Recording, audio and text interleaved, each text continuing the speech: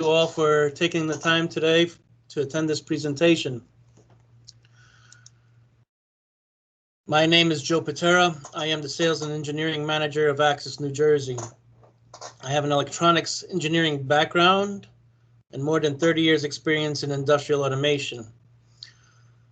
More of an engineer than a sales guy, my passion is to make the difficult, boring, or dangerous applications safer through automation. I am a certified functional safety engineer through the TUV-SUD group.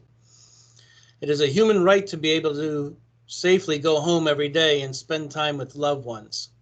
The Robotize solution that we will be discussing today addresses safety in pallet transportation. We will learn more about the autonomous mobile robot solutions in just a minute from Lars of Robotize. But first, a little bit about Access New Jersey. I'm going to shut my camera off so I don't lose any bandwidth here. If you work at any of these facilities shown here, you may need electrical, plumbing, HVAC, building automation, controls, and yes, robots. In summary, we provide the products, services, and support for almost everyone. Acquired in 2015, Access New Jersey is part of a group of companies under the PowerFlow Technologies umbrella. Together, we are 14 companies strong and growing. These companies provide you the supplies, services, and solutions needed for your business, whether it be a lighting fixture replacement, a control system upgrade, power distribution addition, 1500 horsepower motor and pump repair, or robotics application. We are able to assist you. We have the engineers and the know-how to make every project successful. As a high-tech distributor, we specialize in automation, drives, motion control, machine vision, machine safety, and yes, robots. Our staff of engineers and specialists are available to assist you with projects of any scale. Our approach is to be flexible with your needs. If it is just assistance in picking out the right products to meet the requirements of the application, or a complete engineered solution. We have a long history of helping our clients with fixed automation systems. The current market requirement is high mix, low volume. The old way of providing a high-speed machine to make thousands of widgets a minute may not make sense today. Our approach is to offer an adaptive modular automation cell that can easily be modified and redeployed to make the next product. A quick tool change, a quick program change, a calibration, a validation, and a new product is being made. This addresses the need to be able to adapt quickly to the market needs while reducing risks and investments of capital production of equipment. We can also help automate the inspection and quality control as well. This can be a modular piece of equipment that could be connected inline to verify tolerances and even save the measurements in a database for verification. Another place to increase production efficiencies, reducing risks, and ensuring a sustainable manufacturing environment is through the implementation of robotic transport systems. More to come on this topic shortly. We can provide the full range of value-added services to commission your system, train your staff, minimize downtime. This will enable you to achieve the lowest total cost of ownership throughout the entire automation lifecycle. Access has been helping businesses in manufacturing for over 30 years. These are the top challenges facing industry today. The recent COVID-19 pandemic has amplified these issues and added a few more. Today, you need to do more with less. You need to meet the demands with less people and social separation. You need to track product with less human touches.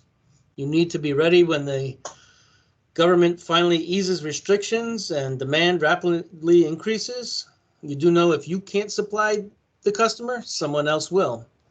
You need to reduce risks and liabilities while reducing running costs. In the US, the OSHA requires that every forklift operator be trained and certified to operate a power industrial truck in the workplace, and that operator's performance must be evaluated every 3 years.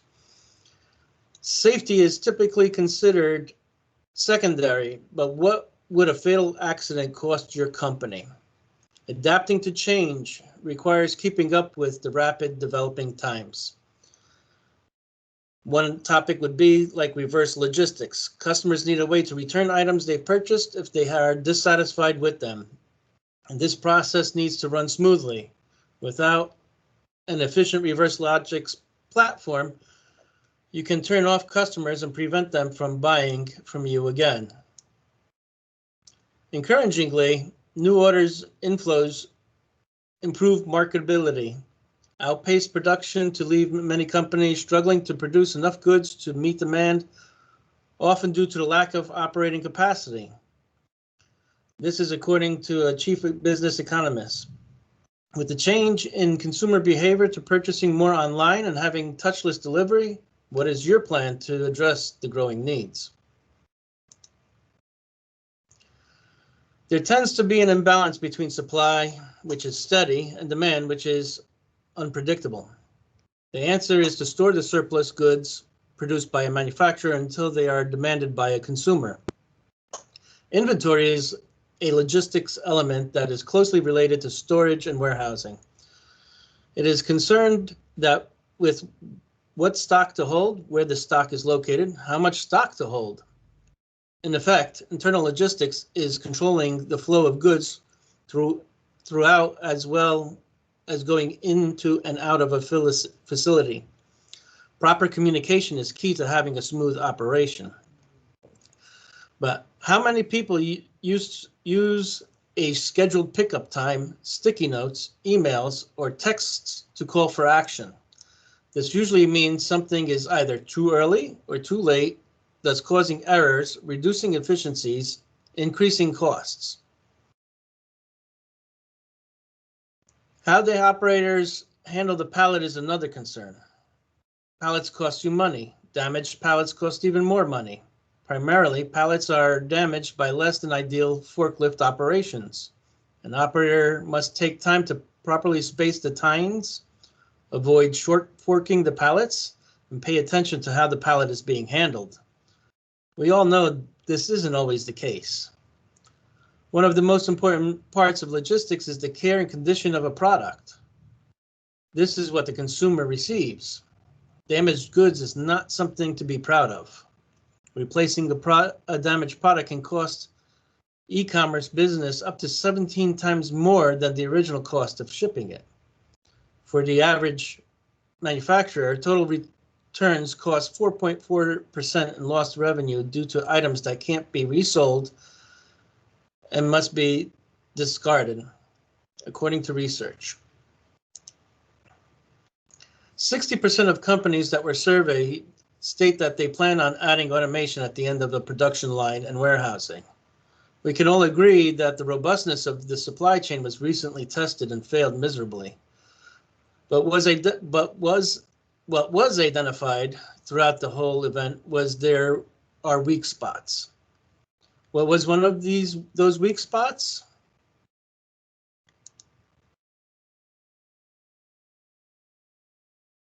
People. The fact is that moving goods around requires manual labor.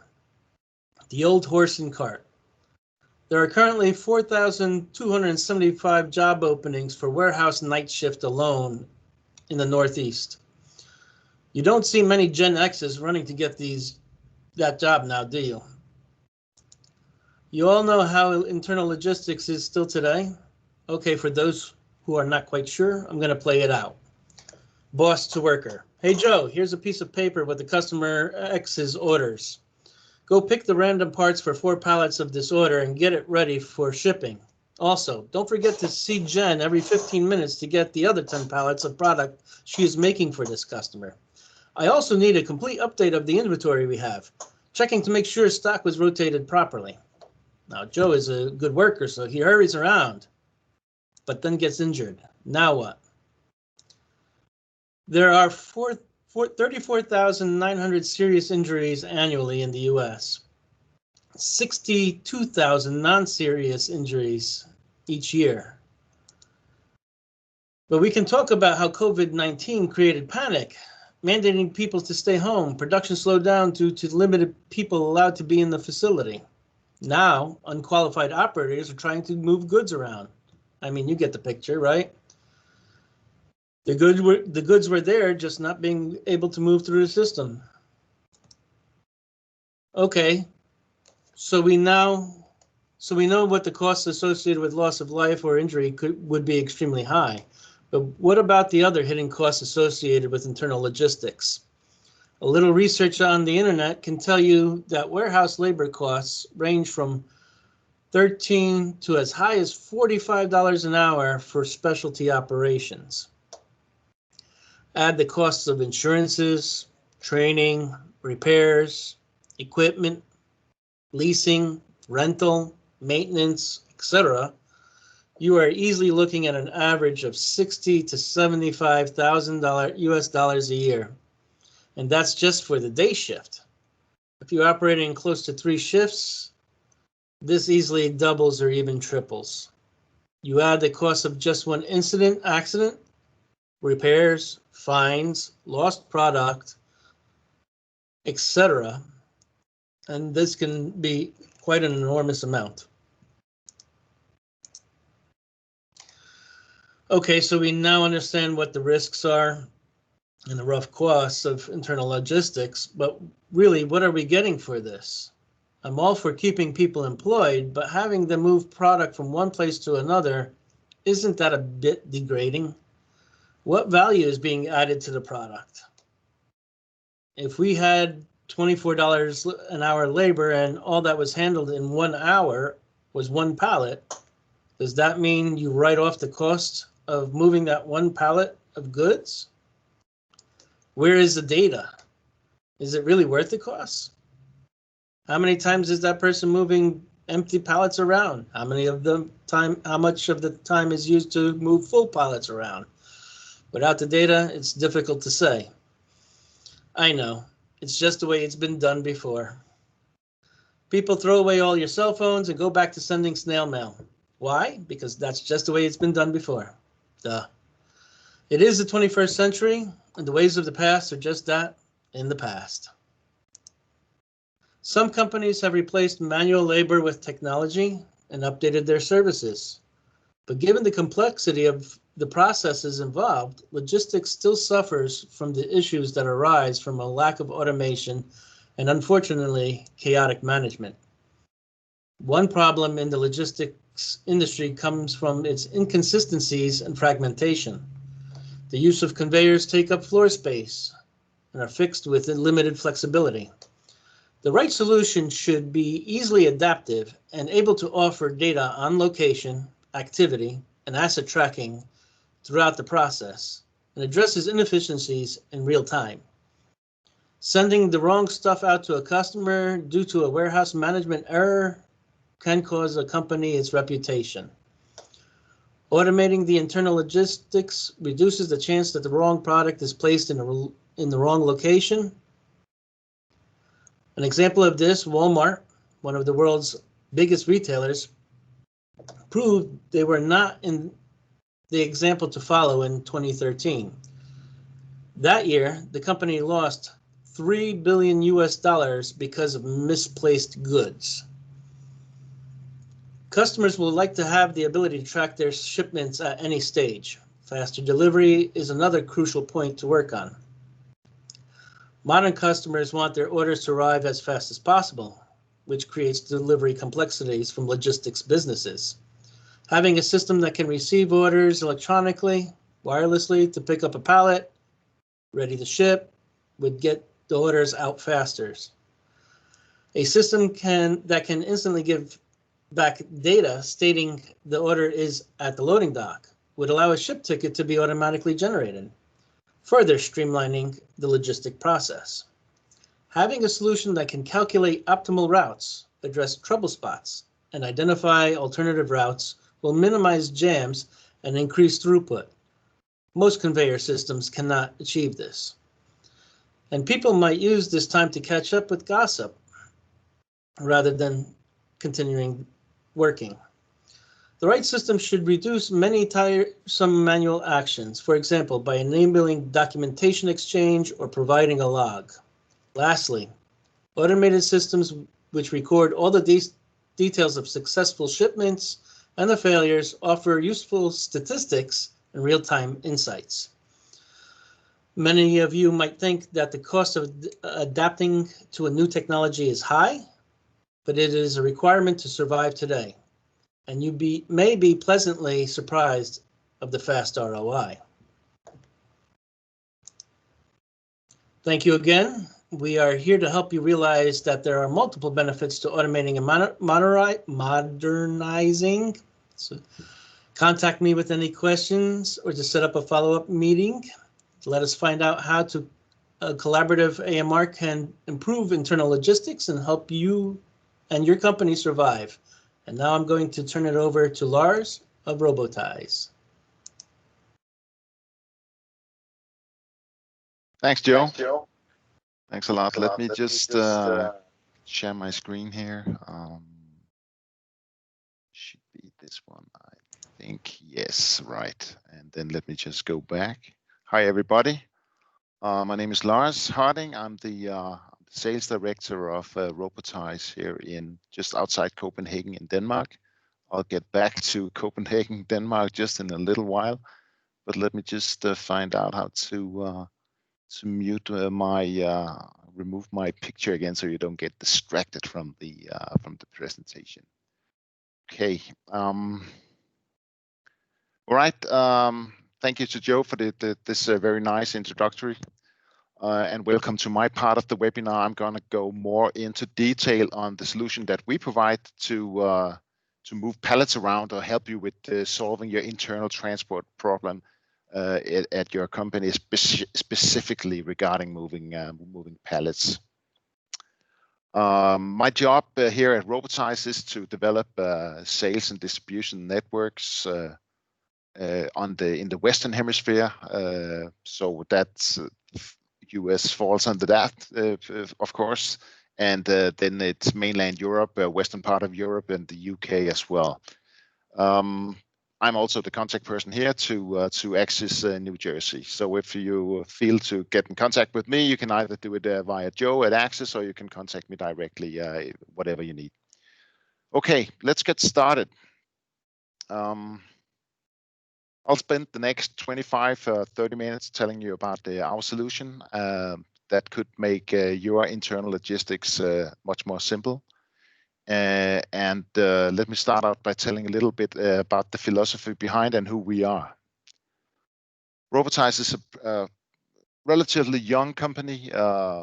We were founded in June 2016 by engineers more or less from the same company. We came more or less, everybody came from the same company. We came from a company that used to make satellite communication equipment for ships, planes, for land mobile use. If you see a reporter, the old days from Baghdad or from Afghanistan reporting back to NBC News, so that would probably have gone via some of the equipment that we supplied.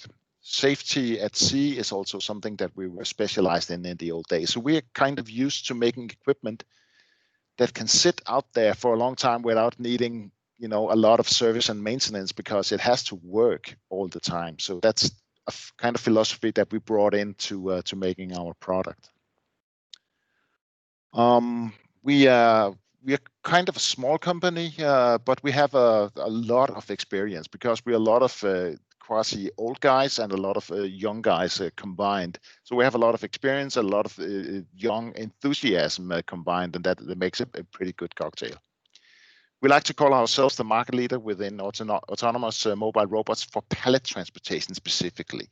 There's a lot of moving shoeboxes, as we call them, out there that can, carry a box on its back or something else, or you have to adapt some kind of special solution to make it carry things around. We move pallets. That's what we are specialized at, and that's what we are focusing on. We have our solutions currently installed in most countries in Europe and even in Russia as well, and even in strange places like Belarus. Also, we have installations. The vision is to offer simple, agile, cost-effective, and flexible automation of internal logistics. That's basically it. And then back to Copenhagen, a bit of trivia. Denmark is a country in Scandinavia, of course, but it's it's double the size of New Jersey, but with a 3 million inhabitants, smaller population. Kind of small country, but with good skills in technology, and especially within the robotics industry, Denmark has put itself on the map in the last 10 years. Companies like Universal Robots that Axis also represent, Robotize Mobile Industrial Robots, and so on, are the all Danish companies. So we have found a niche for that specific industry. You saw this picture before, shown by Joe. Just a slight repetition. The efficiency, of course, in production has grown dramatically over the last, let's say, a few decades. All production cells are highly automated. Some of the warehouses today, or at least a lot of the warehouses today, are also highly automated. But the transport in between is still done by this kind of horse and cart technology. The guy dragging a pallet jack after him, or a forklift driver driving around at the crazy speed sometimes to deliver goods from one end to the other. It hasn't really improved over the years. There are traditional AGV systems, automated guided vehicle solutions that run on lines or on rails or something like that, but they are not flexible, and they are expensive to maintain, and it's difficult to set up a flexible production with stiff systems like these. They are actually just as rigid to work with as conveyors they are. So there's a need to do this in a smarter way, and also safety, of course. Joe touched upon it with all the horrific figures of accidents in the US made by forklifts every year. It's kind of the same here in Europe. So personal injuries and goods damaging also is a major issue here. One of our investors has a furniture factory in Poland, and the forklifts there, they smash goods for $25,000 every month, just the furniture, ready packed to go in a truck, but they are crushed by forklift drivers, and that's kind of stupid to pay a lot of money for that. Then there's the new need that the current situation has inflicted upon us, and that is that a lot of big production facilities, they have to isolate the teams in the production cells so that they don't interact with each other, and because of the COVID-19 situation, not to spread the infection or spread the virus. And our system can help doing that by carrying the internal transport between these production teams or cells automatically and with no human, let's say, interaction. All right. The GoPal solution. It's not just a product, it's actually a solution. We have a full solution to move pallets from A to B in your factory or warehouse. The robot, as you see it on the picture there with a pallet of boxes on top, is navigating completely naturally. So it knows a map of the surroundings. It recognizes the surroundings. So when it drives along, if there's an obstacle, it will try to go around the obstacle or pass around the obstacle. If the obstacle blocks the road, the robot will stop and think and recalculate another route and find another way to go to the final destination. Compare that to the traditional AGV that will just stop and wait until the obstacle is out of the way. The unit is completely safe among people. It has more safety layers. It has a bumper around it also, where when it drives into its station, You cannot get your feet squeezed in the process. If you run in front of it, it will brake controlled so that it will not drop its load or hit the obstacle that is coming up. It will never drive faster than it's always able to come to a complete stop in a controlled way, not dropping load or hitting anything. User interface on the robot itself is very simple. We don't have any displays with text that the operator has to read out. It's done by colors. So colors showing that, okay, the robot is in some kind of error mode. We need to reset it. It will blink blue, for example. When it drives along, it has indicators in the corners that shows, okay, now I'll make a right-hand turn. Now I'll make a left-hand turn. Now I'll reverse out of my pallet stand. So the lights will tell you what the robot is actually doing. It's very easy to install. It's very easy to pick up the map with the robot itself. So a full installation of, let's say, a normal factory size, medium size factory can be done in less than a week. And again, it's safe out of the box. It has a safety approval already, at least for Europe. We're not quite sure how that works for the US, but it's still safe. But it might be that we can fall under some kind of American safety approval also. Here in Europe, we use a CE safety approval for the system that we are certified after. Just a system overview. If we start in the bottom right-hand corner, you can see the robot with the pallet on top. We carry the pallet on top because of safety reasons and because of space saving reasons. To get the pallet on top of the robot, we need some kind of interface to go under the pallet, and we use pallet stations for that. So we have simple pallet stations, which is just simple steel structures. We have conveyor interfaces that you can use to hook up to your conveyor for your warehouse, for example, or coming out of a machine. The charging station is also something that looks like a pallet station. It is not a pallet station, but it's a good solid doghouse for the robot to be in when it's charging. And as a matter of fact, the robot will actually just go in there whenever it has no jobs. It will just go into its doghouse and charge for a little while. If there's an order for the robot, the charging process will be interrupted and the robot will continue its work.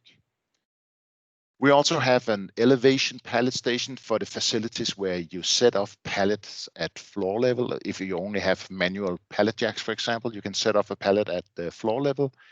Press a button and the station will go to robot height with the pallet, call for the robot, and the robot will pick up the pallet and take it to the final destination. Everything is controlled by what we call the GoControl, which is a software, and everything works on Wi-Fi. These are European robots. I will skip quickly across them. It's just to show where we started and how the route for new products in our products range came along. This is our first model, the GoPal 400. It's a 900-pound pallet robot for European pallets. Next model is the E24, which kind of looked the same. It's still for European pallets, but it's much more rugged. It has a more sturdy lifting mechanism. So it's able to carry payloads of up to 2,200 pounds. Notice that this one has the safety beacon mounted on it, which is actually a green flashing beacon that will help, make the robot visible when it's driving around empty. It's quite kind of flat, and if it comes down an aisle and a forklift comes down the next aisle, the forklift driver sometimes has big difficulties in seeing the robot actually, even though it puts out a green spot in front. So this safety beacon rod helps identifying the robot when it's coming down the aisle.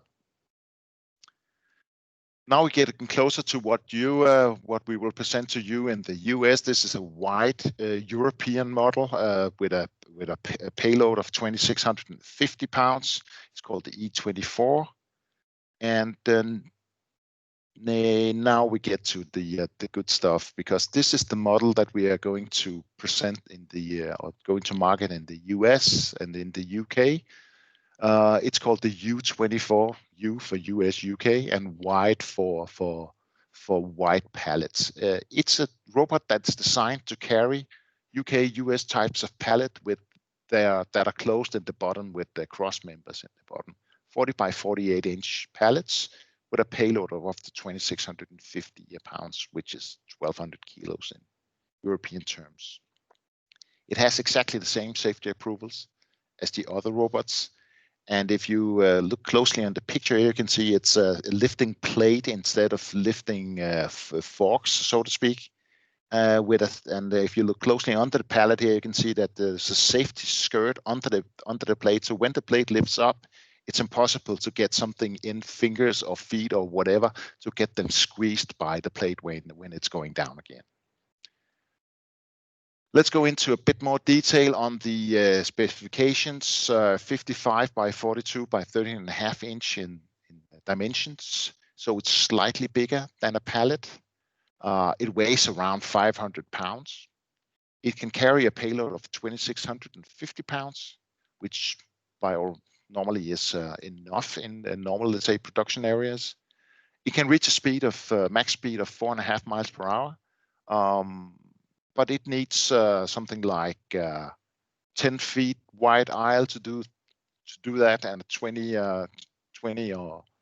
feet ahead of it with no obstacles at all to reach that speed. Normal speed would be pedestrian speed, 2.5 miles per hour, average. I said before that the robot will charge whenever it needs. Whenever it has nothing to do, but if it doesn't, if it's busy, it will work 7 to 14 hours on one single charge, depending on the load. Of course, there's a difference if you carry 400 pounds or if you carry 2,000 pounds around. When it needs charging, the software, the GoControl software, will send the robot to the charger, and it will charge fully in 45 minutes. The battery type that we use are lithium iron phosphate batteries. It's kind of the same battery type you see in a Tesla or any electrical vehicle for that matter. And those batteries are really, really rugged. They can stand to be charged a lot of times, at least 5,000 full charges, which gives it at least a lifetime of at least 8 years.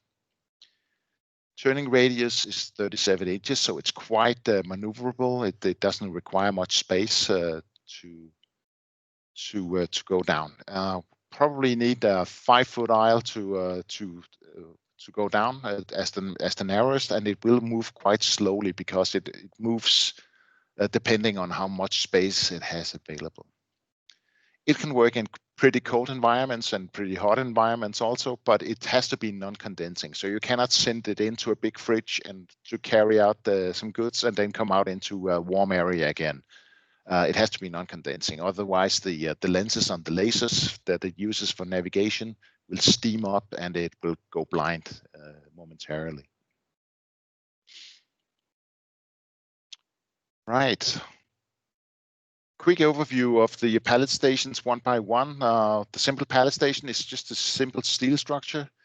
It's actually built by kind of a Lego principle, which is also a Danish company, by the way, where you can actually build rows of pallet station using building blocks to build these pallet station rows. They are made of sides, centerpieces, and rear walls also, and you can just add the number you want. It's very, very easy to adjust the number of pallet stations inside the software also, so it's a very, very flexible and very, very scalable system. Underneath here, there is a mean function to call for a robot. It's a simple push button system, where you call for the robot. This one is a 5-button call box that we have here that can actually send the robot to 5 different destinations. But usually you just use a 1-button call box to call for the robot and send it to a predefined destination. More advanced methods can be used. You can have a sensor on the pallet station so that when you put the pallet on the pallet station, the system itself will call for the robot and it will come and pick up the pallet and take it to its destination. or you can interface to your warehouse management system or your ERP system, so that when a machine has finished stacking a pallet with boxes, for example, it can automatically issue an order line into our system that will fetch the robot, and it will pick up the pallet, go to the warehouse, and send a receipt where it dropped it, so that you can track. You have a full traceability of where your goods are. The conveyor interface, this one is our most rugged one, also a wide one that can handle the US pallets. This one is shown as a European version. It has kind of a shovel in the middle with the green lining to guide a European pallet, but this is just removed for American use. This one is built like a tank. It can handle payloads of up to 3,300 pounds. So you can set off even higher or bigger items using a forklift. You can put those on this conveyor pallet station and integrate to your conveyor system. Every automatic pallet station here is integrated with the GoControl software, so that the software always knows what's going on in the environment. We set off pallets at a height of 14 inches. That's fixed because that's that's how high the robot can lift. So sometimes you would need interfacing to your existing conveyor systems by slopes or by a lift or something like that. We cannot really do a lot about that height right now. The elevation pallet station only is only the only one we have right now is a European version, but there will be a US version also that where you can set off pallets at floor level with a pallet jack, call for the robot, and off you go. This type of pallet station is usually used in tight areas where you have a lot of machines close to each other, where there's no room at the single machine for a pallet station. So five machines, for example, can share one of these elevation pallet stations, and the operator just takes his pallet jack and sets off the pallet perhaps 10 feet away into the pallet station, and goes back and takes care of his machine. It's used widely in the plastic industry, for example, here in Denmark, where we have a lot of machines standing next to each other, and our customer here, where the picture is from. Power station is also fully automatic, and it's controlled by the software as well. It doesn't require any special power. It just requires normal mains power or normal industrial mains power. I think you call it in the US. It's a standard charger. It's already UL approved and everything, so it's ready to use in the US as well. If you have a multi-robot system, we recommend that you use at least 2 power stations, not to have a single point of failure, but one power station will be able to handle the needs of 5 robots. The latest addition to our accessory block is the Palomat. It's a pallet dispenser where you can actually fetch an empty pallet from a dispenser and bring it to for example, to a production cell.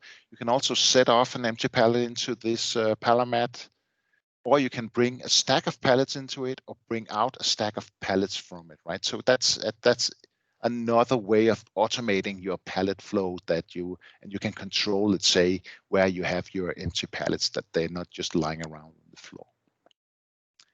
This unit here is made by another Danish company, Palomat. They also have presence in the US, and it's specifically made for autonomous mobile robots, and we have made a special version of it for our robot. The one on the picture here is a European one, but there will be a US one by the end of 2020 as well. So the software, I didn't know how do you show a piece of software on a slide, right? But I showed a NUC, and NUC is a small industrial PC, and that's the most simple form you can run the GoControl on. And it's Wi-Fi connected, and it will take care of the whole control of the robots. It's actually the software is kind of a combined taxi dispatch central and a flight control system. And you can run it as a standalone server like this one, or you can get the software and install it in your own server park to run it on your own network. or it can be part of a complete IT infrastructure package that Axis delivers with Wi-Fi and whatever you need to be ready to run systems like this in your production facility. The GoControl holds a map. I will show you an example here. This is a map of a facility in Sweden. This is the map that the GoControl knows, and this map also is put into, let's say, or downloaded into the robot, so that if it momentarily loses contact to the software, for example, if there's a bad Wi-Fi connection, it still knows where to navigate to set off its pallet at the final destination. You scan the map in, or you pick up the map by using the robot as a remote controlled car.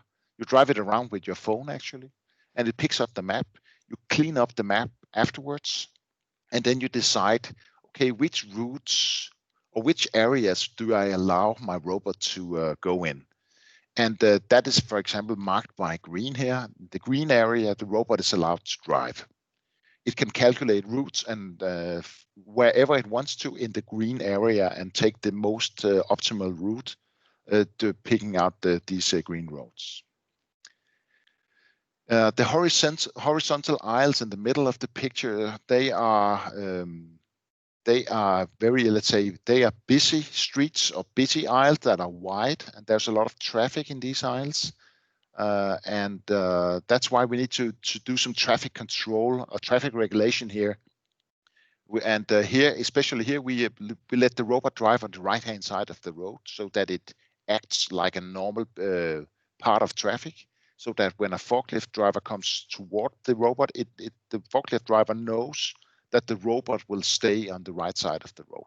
Normally, the robot would like to drive in the middle of the road because it's the safest place to be, and it's where it can obtain the biggest speed. But here, it's forced to drive on the right-hand side of the road. Down here, we have a lot of pedestrians in this area, so we have put in a speed limiting zone, and the robot is only allowed to drive 1.5 miles per hour down here. So a normal pedestrian speed, so that people don't get scared of the robot when it comes thundering down the aisles, even though it's still completely safe. The dispatch interface looks like this. It's just a number of dispatch lines or order lines that build up. You get a timestamp and identifier on every order line, and then it says where to pick up the pallet and where to deliver the pallet. What kind of priority do I have on this transport? What is the status, and which robot is allocated to do that? Normally, you would never see this interface because everything goes automatically. But if there's a supervisor on the floor who wants to enter a manual transport, for example, if a pallet is faulty or needs to go to a special place or for quality control, you can actually in the lower part there, you can enter in your own transport, and you can decide on your own transport, define your own transport, and put it, for example, as a high priority that the closest robot will come and pick it up immediately and take it to this final destination. But normally you would never see this interface because everything runs automatically. The GoControl will also let the robot pick up a lot of data of what it's doing. So how far have I driven today? How far have I driven in the last 30 days? How far have I driven in the last 30 days with pallets? How far have I driven without pallets, right? So that you can optimize the flow of your internal transport. It gives a lot of data that you don't have today. Many production managers actually don't know how many pallets they are moving per day. They have an idea of that probably it could be 200 in a full day, but they're not really quite sure. They definitely don't know how many meters or yards feet it's moved per day. This data can be very valuable to optimize the complete flow. Also, the number of deliveries will be recorded so that you can see where your peak is during a day, during a week, for example, and that will enable you to monitor if your capacity of, let's say, the robots is good enough, or if you need to install some more capacity. If you need another robot, GoPal robot, it's simply just to pick it out of the box, put it in front of a pallet station, and turn it on, and then it will pick up the complete data package from the server and is ready to go in 5 minutes. So it's very flexible, very scalable solution.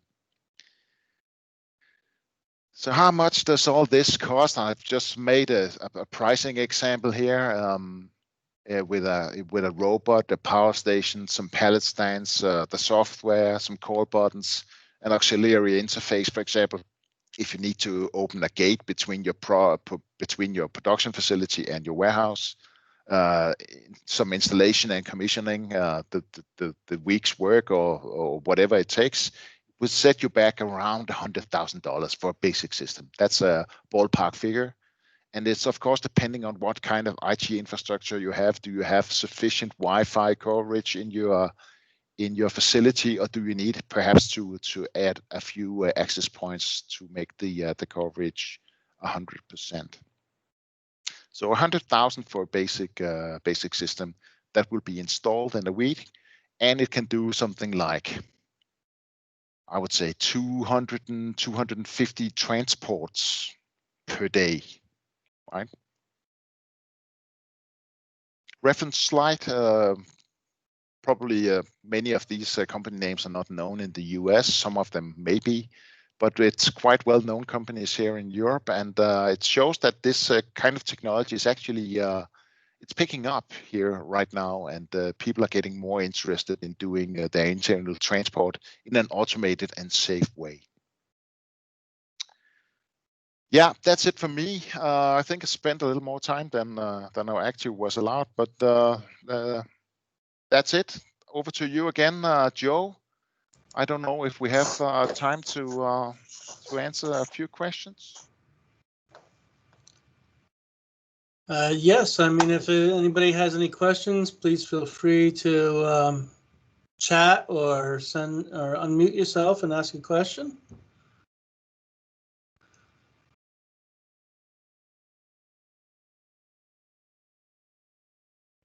Of course, we're always available for questions after this event, this webinar meeting. You can email us or give us a call. We will be sending out a link to this recording as soon as we could get it posted to everybody that has registered. I would like to again thank you, Lars, and our team here at Axis. I want to wish everybody a safe day and a healthy rest of the 2020.